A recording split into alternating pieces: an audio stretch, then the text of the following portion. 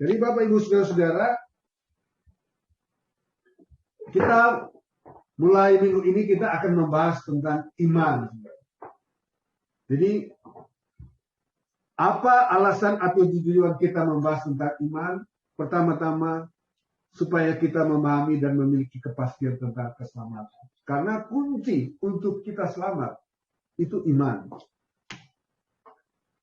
Yang kedua, supaya kita hidup oleh iman. Yang ketiga, supaya kita memahami dan diharapkan kita ini akan memiliki iman yang besar, saudara.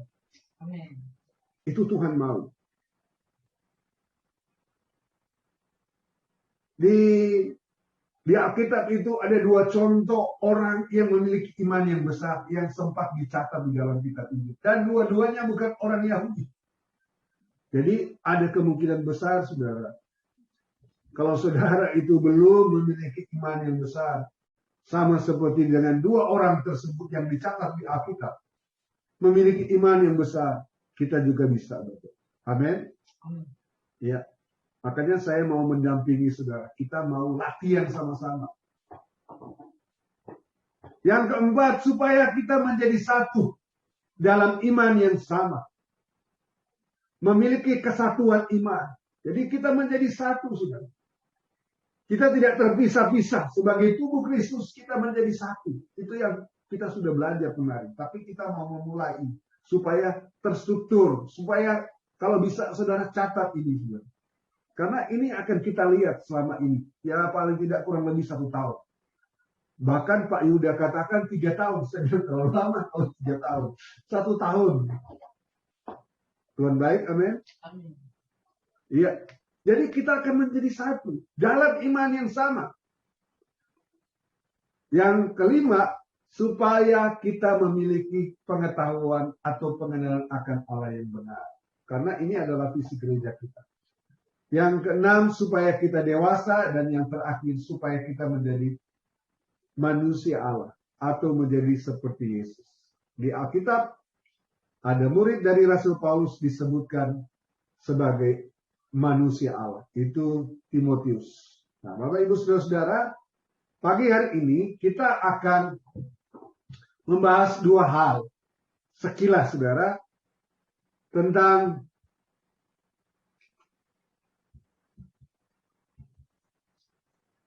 poin yang pertama dan poin yang kedua. Jadi, kita akan membahas tentang keselamatan. Ini secara singkat saja sebagai pendahuluan. Yang kedua, membahas hidup oleh iman. Jadi Bapak Ibu Saudara-saudara, seperti saya katakan tadi bahwa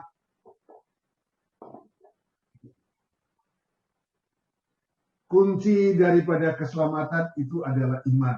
Karena di dalam Yohanes 3 ayat 16 firman Tuhan berkata, karena begitu besar kasih Allah akan dunia ini, sehingga ia telah mengaruniakan anaknya yang tunggal, supaya setiap orang yang percaya kepadanya tidak binasa, melainkan beroleh hidup yang kekal. Jadi kalau kita percaya kepada anak Allah, maka kita ini beroleh hidup yang kekal. Jadi kita ini tidak akan binasa, Bapak. Jadi kita akan selamat. Di dalam Roma dikatakan, jika kamu mengaku dengan mulutmu bahwa Yesus adalah Tuhan dan percaya dalam hatimu bahwa Allah telah membangkitkan dia dari antara orang mati, maka kamu akan diselamatkan. Jadi kalau kita mengaku dengan mulut kita bahwa Yesus adalah Tuhan dan kita percaya dalam hati kita, kita ini diselamatkan, Bapak. Kita percaya tentang Allah yang telah mengutus Yesus dan membangkitkan Yesus dari antara orang mati, maka kita ini diselamatkan. Itulah Injil. Injil adalah percaya, kabar baik itu adalah percaya bahwa Allah telah menjadi manusia, Allah telah mengutus Yesus untuk memperdamaikan saya dan saudara di atas kayu salib dengan darah. Dia yang membayar. Nah, kalau kita percaya, kita diselamatkan. Karena dengan hati orang percaya dan dibenarkan, dengan mulut orang mengaku dan diselamatkan. Jadi Bapak Ibu Saudara, beberapa waktu lalu saya pernah melayani papanya daripada ibu ini, almarhum Pak Sungkono. Jadi ayat ini saya sampaikan kepada beliau, kepada almarhum, dan almarhum mau menerima. Jadi waktu di kremasi, tempat kremasi, saya sampaikan juga. Saudara, saya tahu bahwa kalau orang itu baru menerima, itu baik. Baik itu tidak tahu apa-apa, saudara. Jadi saya menggolongkan almarhum Pak Sungkono itu seperti baik, tapi saya yakin selamat. Walaupun saya melihat juga ada sesuatu yang mengganggu, tapi tidak apa-apa, saudara. Karena keselamatan itu bukan karena perbuatan. Memang ada perbuatan kalau kita mau mengalami keajaiban, saudara. Ya. Tapi kunci daripada keselamatan itu adalah iman. Karena ayat ini cuma mengaku dengan mulut, kami percaya. Ya, Tuhan baik, amin. Jadi saya percaya, saudara. Saya percaya juga dapat mimpi-mimpi tentang Pak Sungkono. Saya percaya, saudara, karena saya mengajarkan kebangkitan. Mereka menjadi malaikat. Mereka akan menolong kita. Tuhan baik, amin. Ya, oke. Jadi ini sebagai gambaran saja, saudara, awal sekilas saja tentang keselamatan. Ini kita perlu gali lagi, saudara, supaya kita bisa dipakai Tuhan. Kalau ada sesuatu yang perlu, kita bisa layani orang. Tuhan baik, amin. Tetapi intinya supaya kita ini yakin kita sudah selamat. Tuhan baik, amin. Ya. Yang kedua, hidup oleh iman. Jadi kita harus hidup oleh iman, saudara. Kalau kita tidak hidup oleh iman, nah itu dia, makanya pagi hari ini saya mau kita bersama-sama melihat kembali apakah saya sudah hidup oleh iman.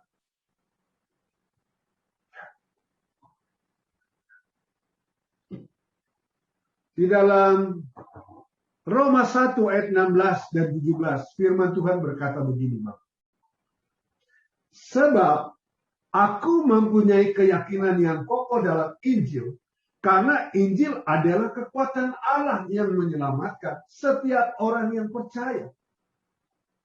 Pertama-tama orang Yahudi, tetapi juga orang Yunani. Jadi, ketika kita percaya kepada Injil, kita diselamatkan, saudara. Sebab di dalamnya nyata kebenaran Allah yang bertolak dari iman dan memimpin kepada iman, seperti ada tertulis, orang benar akan hidup oleh iman. Jadi dari iman kepada iman, saudara, kita akan hidup oleh iman. Apa yang kita percaya, kita akan hidupi itu. Kita akan seperti itu, saudara. Orang bisa bilang A, B, C, dan D. Seringkali saya mendengar tadi yang terakhir kita akan menjadi seperti Yesus, menjadi seperti Allah sebenarnya. Manusia Allah.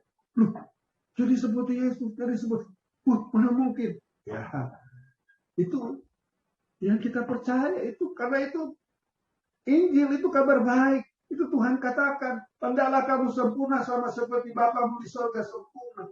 Itu Yesus katakan. Oleh karena itu mari kita lihat mengapa, saudara, kita harus hidup oleh iman. Jadi mengapa saya dan saudara sebagai orang-orang yang telah diselamatkan, sebagai orang-orang benar itu harus hidup oleh iman. Yang pertama, saudara. Yang pertama, mengapa orang benar harus hidup oleh iman? Karena iman adalah dasar dari segala sesuatu. Jadi iman itu adalah dasar dari segala sesuatu. Jadi kalau kita membangun rumah tanpa dasar, roboh kita. Makanya kita perlu melihat kembali tentang iman kita, keyakinan kita. Apakah kita betul-betul percaya kepada Tuhan atau tidak? Apakah kita hidup oleh iman atau tidak? Yang kedua, karena tanpa iman kita tidak akan berkenan kepada Allah. Nanti saya sudah minta direkam ini. Nanti saya share lagi, saudara. Share ini kepada jemaat. Supaya ini dilihat kembali, saudara. Karena ini akan kita ulang. Karena kita akan melatih supaya kita hidup oleh iman. Supaya kita memiliki keteguhan hati. Tidak bimbang, tidak ragu. Yang ketiga, karena kita dibenarkan oleh iman. Kita hidup oleh iman. Kita harus hidup oleh iman karena kita dibenarkan. Saudara, kalau saudara itu di dalam pengadilan, kalau saudara dipersalahkan, saudara akan dihukum.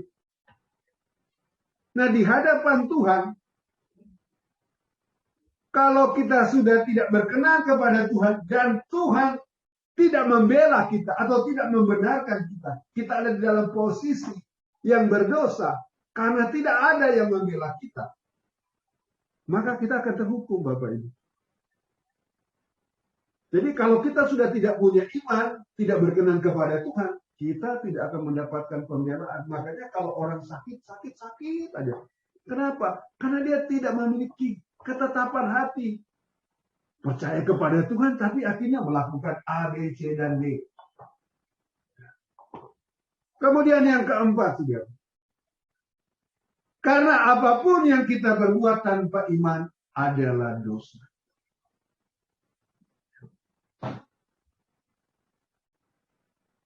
Apapun yang kita berbuat tanpa iman, itu adalah dosa.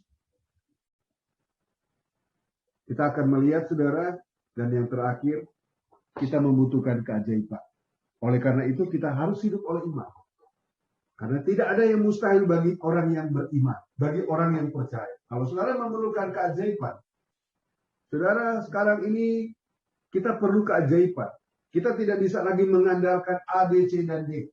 Orang kaya ini tunda semua ringin kapan hari dia salah satu orang dia punya uang banyak banget, saudara. Tapi ketika dia kena COVID awal-awal Maret tahun lalu, dia bilang walaupun dia punya helikopter, walaupun dia punya apa, dia tidak bisa. Singapura tidak bisa terima. Dia mau lari kemana? Semua, Bang. Jadi, dan dia mengalami keajaiban, saudara. Karena dia orang percaya kepada Yesus. Oke. Mari kita akan lihat dasar firman Tuhan ya. Mengapa kita harus hidup oleh iman? Ibrani 11 ayat 1 katakan, iman adalah dasar dari segala sesuatu yang kita harapkan dan bukti dari segala sesuatu yang tidak kita lihat. Jadi dasar, saya sudah jelaskan. Tetapi saudara, di dalam terjemahan lain, ini menarik. Dasar diterjemahkan atau diartikan lain. Apakah iman itu? Firman Allah yang hidup katakan di dalam Ibrani 11 ayat 1 dia katakan, apakah iman itu? Iman ialah keyakinan bahwa apa yang kita inginkan akan terlaksana. Dasar banget iman. Iman ialah kepastian bahwa yang kita harapkan sudah menantikan kita. Walaupun hal itu belum dapat kita lihat sekarang. Dasar kayak itu, Bapak Ibu.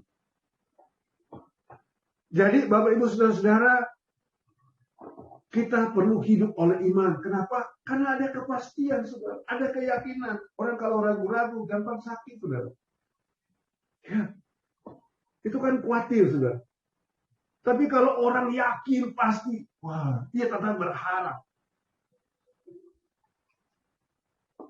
Di dalam terjemahan bahasa Indonesia masa ini sama. Tapi dia katakan beriman berarti yakin sungguh-sungguh akan hal yang diharapkan. Kita sungguh-sungguh yakin. Berarti mempunyai kepastian akan hal-hal yang tidak dilihat. Jadi walaupun firman Allah yang hidup tadi katakan kita belum lihat, tapi kita yakin, kita pasti. Percaya saudara, pasti Tuhan tahu. Tuhan baik, amin. Oke. Mengapa kita harus hidup oleh iman? Karena tanpa iman tidak mungkin orang berkenan kepada Allah. Tetapi, Ibrani 11 ayat 6 katakan, tetapi tanpa iman tidak mungkin orang berkenan kepada Allah. Sebab barang siapa berpaling kepada Allah, ia harus percaya bahwa Allah ada dan bahwa Allah memberi upah kepada orang yang sungguh-sungguh mencari Dia. Jadi Bapak Ibu Saudara-saudara, kalau kita mau Tuhan senang kepada kita, mari kita memiliki iman, saudara. Ada amin? Jadi kalau kita sekarang bilang dia orang beriman, berarti dia orang yang sungguh-sungguh percaya, saudara. Kenapa? Karena kalau kita tidak memiliki iman, kepercayaan kepada Tuhan, Tuhan marah kepada kita. Tuhan tidak senang dengan kita. Kenapa? Coba aja, saudara. Kalau ada orang saudara menyampaikan sesuatu yang saudara tidak percaya, padahal dia bisa melakukan segala sesuatu. Oh, orang itu marah, saudara. Sama dengan Tuhan. Menurut saya, Bapak Ibu Saudara, dosa yang paling besar itu adalah dosa ketidakpercayaan kepada Tuhan. Itu melecehkan Tuhan. Kenapa, saudara? Karena Tuhan sanggup melakukan segala sesuatu. Saudara. Tuhan baik, amin. Amin. Ya. Karena Alkitab katakan kuncinya itu Bapak Ibu. Untuk kita selamat cuma percaya. Saudara masih ingat saya cerita tentang satu ibu yang mengalami mujizat Tuhan. Dan dia cerita kepada temannya tentang mujizat itu, orang lain tidak percaya. Kemudian ibu itu cerita kepada saya. Dan saya percaya. Cuma karena saya percaya itu Bapak Ibu Saudara-saudara. Dia kasih saya 100 US dollar. Kalau sekarang itu berapa ya? 1.400.000. Cuma karena saya percaya. Orang lain tidak percaya. Saya percaya. Karena firman Tuhan bilang apa? Dia sanggup mengadakan dari yang tidak ada menjadi ada. Sementara yang ada pada dia ada. Kemudian Tuhan lipat gandakan. Dan dia tanya kepada saya, Pak Benny percaya nggak? Bahwa Tuhan bisa melipat gandakan uang. Ya saya percaya. Dia tunjukin uangnya. Ini 500 dolar, tiba-tiba jadi 1.000 dolar. Karena Pak Ferry percaya, ini saya kasih 100 dolar kepada Pak Ferry. Tuhan baik, amin. Amin. Marah saudara orang kalau apalagi Tuhan.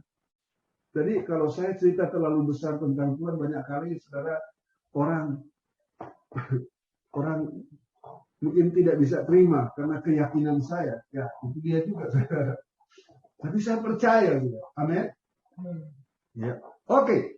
Yang ketiga, saudara, mengapa kita harus hidup oleh iman? Karena kita dibenarkan karena iman. Sebab itu kita yang dibenarkan karena iman. Kita hidup dalam damai sejahtera dengan Allah oleh karena Tuhan kita Yesus. Roma 5 ayat 1. Saudara, kalau Tuhan membenarkan itu, saudara akan rasa damai. Tuhan baik, amin. Amin. Saudara akan tenang karena saudara yakin dosa saudara sudah diampuni oleh Tuhan. Saudara yakin Tuhan tidak akan tutup mata kepada saudara. Saudara yakin bahwa jerih payah saudara dalam persekutuan dengan Tuhan tidak sia-sia. Pegang keyakinan saudara. Jangan diragukan saudara. Pegang itu. Tuhan baik, amin. Amin. Iya. Yang keempat, saudara. Roma 4 ayat 16. Dikatakan begini, Bapak. Karena itulah kebenaran berdasarkan iman supaya merupakan kasih karunia sehingga janji itu berlaku bagi semua keturunan Abraham, bukan hanya bagi mereka yang hidup dari hukum Taurat tetapi juga bagi mereka yang hidup dari iman Abraham, sebab Abraham adalah bapa kita semua. Kalau Tuhan membenarkan kita karena kita percaya, kita akan menerima kasih karunia, Bapak. Semua yang Tuhan janjikan kepada Abraham, kita bisa terima karena kita percaya. Dasarnya ini Bapak Ibu. Jadi, mengapa kita harus hidup oleh iman? Karena kebenaran kita bukan berdasarkan kita punya perbuatan, bukan. Kalau perbuatan kita, Bapak Ibu, kita banyak kesalahan, kita banyak kekurangan. Banyak kali kita melawan Tuhan. Banyak kali kita tidak setia kepada Tuhan. Tuhan baik, amin. Jadi kebenaran kita itu berdasarkan iman. Jadi kita dibenarkan di hadapan Tuhan. Kita mengalami damai sejahtera Tuhan itu bukan karena perbuatan, Bapak. Karena kita percaya, kita pegang janji itu. Supaya merupakan kasih karunia. Jadi bukan karena perbuatan kita, kasih karunia. Sehingga janji itu berlaku bagi semua keturunan Abraham. Katakan amin, saudara. Jadi kita harus hidup oleh iman, saudara. Supaya kita menerima kasih karunia, janji-janji itu. Mengapa kita harus hidup oleh iman, saudara? Di dalam Roma 14 ayat 23. Karena segala sesuatu yang tidak berdasarkan iman adalah dosa. Tapi barang siapa yang bimbang kalau ia makan, ia telah dihukum. Karena ia tidak melakukannya berdasarkan iman. Dan segala sesuatu yang tidak berdasarkan iman adalah dosa. Saya kasih contoh, saudara. Kalau kita makan sesuatu, saudara, kalau kita makan sesuatu, walaupun saudara tahu makanan yang saudara makan itu mengandung racun, apakah saudara akan bilang, aduh makan nggak ini ya, makan nggak ini ya, aduh. Tapi banyak kali lebih halus, aduh saya nggak boleh makan ini karena ini, karena ini, karena ini. Karena dokter bilang, sudah, saudara tidak makan, saudara akan rugi. Kenapa, saudara? Firman Tuhan katakan, saudara, bukan apa yang kita makan, tapi apa yang keluar dari mulut kita yang menajiskan. Jadi kalau kita berkata, saya kasih contoh Bapak Ibu. Beberapa waktu yang lalu, saya dengan beberapa teman itu makan. Tiba-tiba salah satu katakan, wah dia ingat di televisi ada di tentang es batu, saudara. Cara membuat es batu itu katanya dari sungai, nggak dimasak dulu. Jadi ketika dia sudah pesan, dia batalkan pesannya. Tapi ada salah satu dari kami katakan, kuduskan aja. Benar Bapak Ibu. Tuhan baik, amin. Amin. Semua makanan di Indonesia itu rata-rata mengandung racun. Zat kimia, saudara. Nah, saya tidak mengajarkan kita makan yang. Saya juga sekarang sedang membatasi untuk saya selalu bikin es batu. Tapi karena saya sudah masuk di skema sekarang, saudara, saya mau hidup sehat, saya mau umur panjang, jadi saya membingkai kembali. Enak sih minum pakai es. Tapi setelah saya minum tanpa es, ya cuma sensasinya doang aja sih bedanya gitu. Saya tidak melarang saudara makan es, tetapi maksud saya melihat kembali. Makanya saya katakan tadi sesuai dengan iman. Tuhan baik, amin. Oke. Jadi kalau kita melakukan sesuatu tanpa iman, kita berdosa. Artinya kita terhukum, Bapak Ibu. Karena Tuhan tidak mau menghukum kita. Hukum kita apa? Sakit. Saudara, orang mau bilang, wah ini kan, ya terserah saudara. Tapi dosa dengan hukuman ini sama. Dengan sakit itu sama, Bapak. Oke.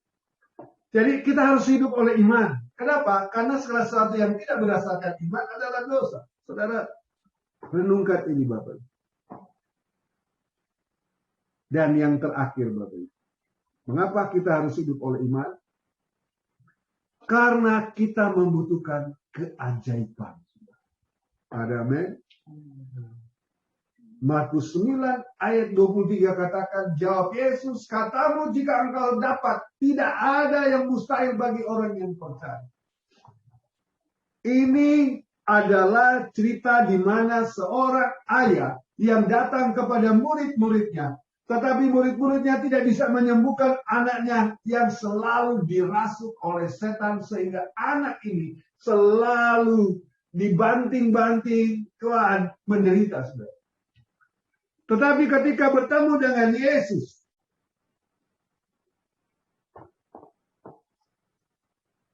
Yesus katakan, Tidak ada yang mustahil bagi orang yang percaya. Jadi murid-murid pada waktu itu sebenarnya tidak sungguh-sungguh percaya. Oleh karena itu mengapa kita harus hidup oleh iman? Karena banyak hal tidak bisa ditangani oleh manusia. Itu memerlukan keajaiban Tuhan. Amin. Ada amin? Amin. Iya, Bapak Ibu.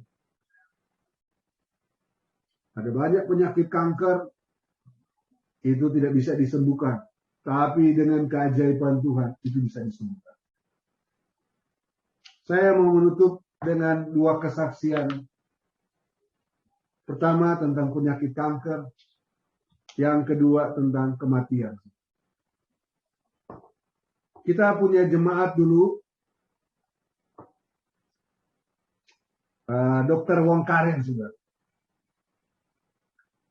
Ibu Dr. Wong Karen. Dia dokter. Dan setelah diperiksa, saudara, ternyata dia memang kena kanker. Karena dia dokter, dia tahu dia pasti mati. Apa yang dia lakukan, saudara? Dia datang kepada Tuhan. Tiap hari dia datang kepada Tuhan. Nah, inilah iman. Kenapa? Karena Alkitab bilang, setiap hari Raja Daud itu datang di rumah Tuhan. Keajaiban itu ada di rumah Tuhan. Kemuliaan Tuhan itu ada di rumah Tuhan. Saudara tahu? Satu kali ketika dia check up, saudara.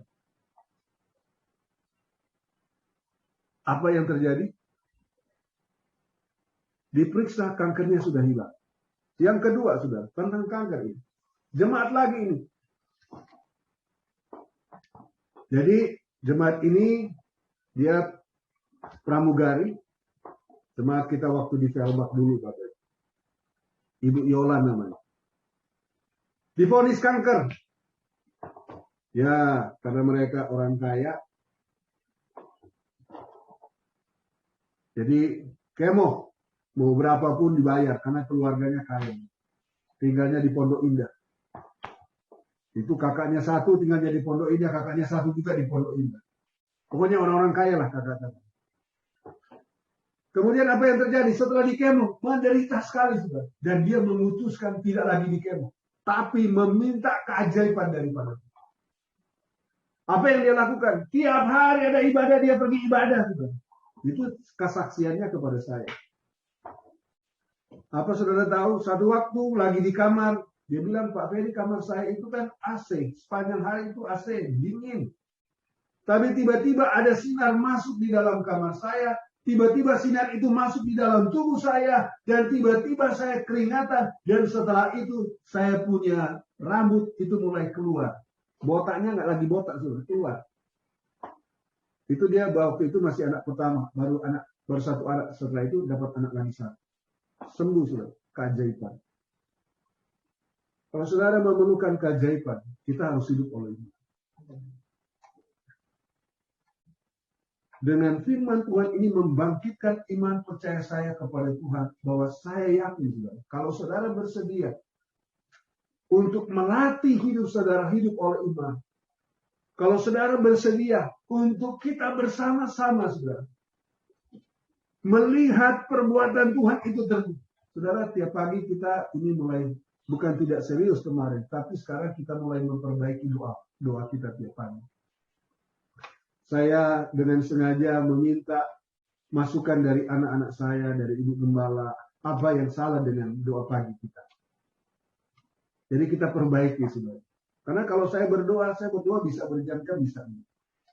Tidak bisa ngantuk, tidak bisa. Kalau saya sudah memuji Tuhan sambil berdoa, saudara, mau berjam-jam juga bisa. Sebenarnya, saudara, kalau saya lakukan itu, ya pasti keajaiban lebih cepat. Tuhan baik, amin. Karena saya sudah lakukan itu, Bapak Ibu. Kalau sakit, kalau butuh apa-apa, ya.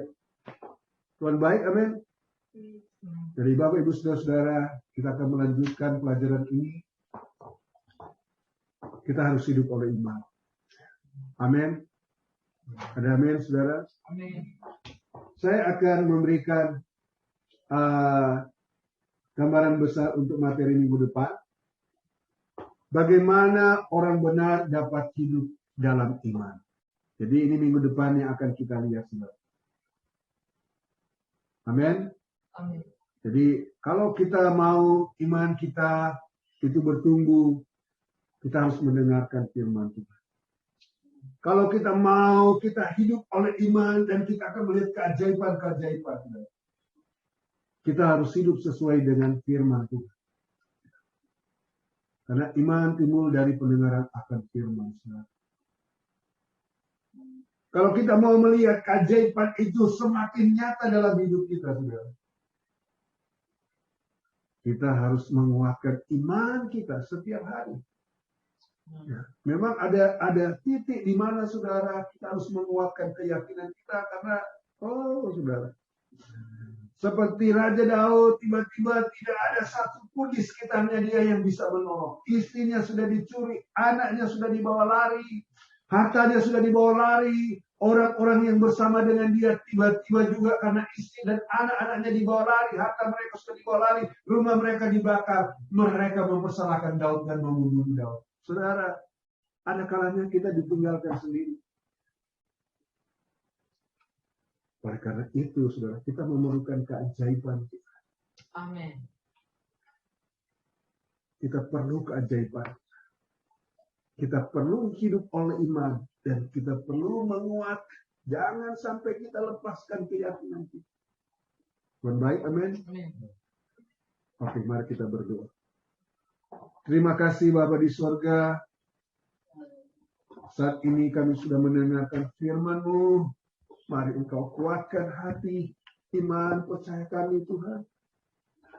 Kami yakin Engkau sudah menebus dosa kami. Kami yakin Engkau sudah menyelamatkan. Dan kami mau hidup sesuai dengan iman, keyakinan, percaya kami tentang Injil adalah kekuatan Allah yang menyelamatkan. Engkau dengan firman-Mu menciptakan alam semesta ini, Tuhan. Dan kami mau hidup oleh iman untuk mengalami keajaiban-keajaiban Tuhan dalam hidup kami. Terima kasih, Bapak. Saudara, tidak ada yang mustahil, kata Tuhan Yesus, bagi mereka yang percaya.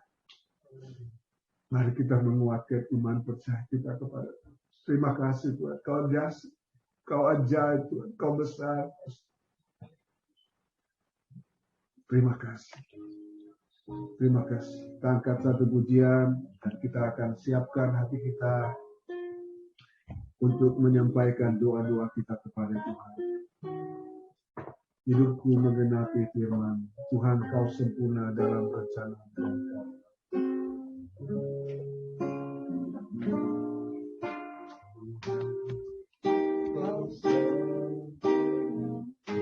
Amin.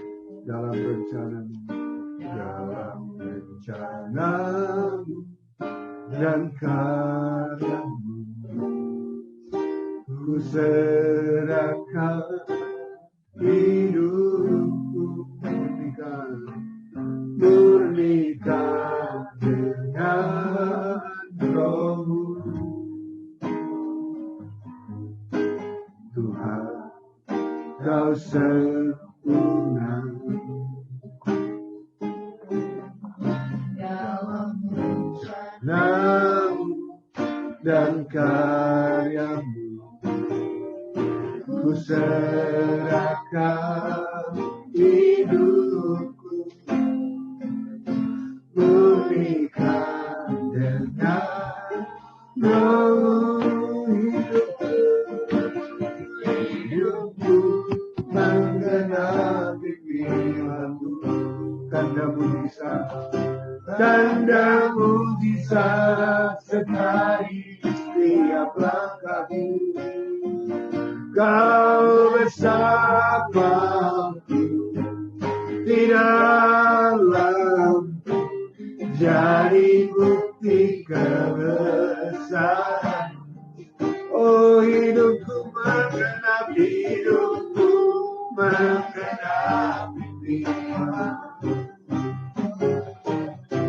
tanda mujizat sertai tiap langkah kami. Kau bersama di dalam, jadi bukti kebesaran, jadi bukti kebesaranmu, jadi bukti kebesaranmu. Puji Tuhan, saya akan menyerahkan kepada Bu Sylvia untuk akan memimpin kita di dalam doa syafaat kita sementara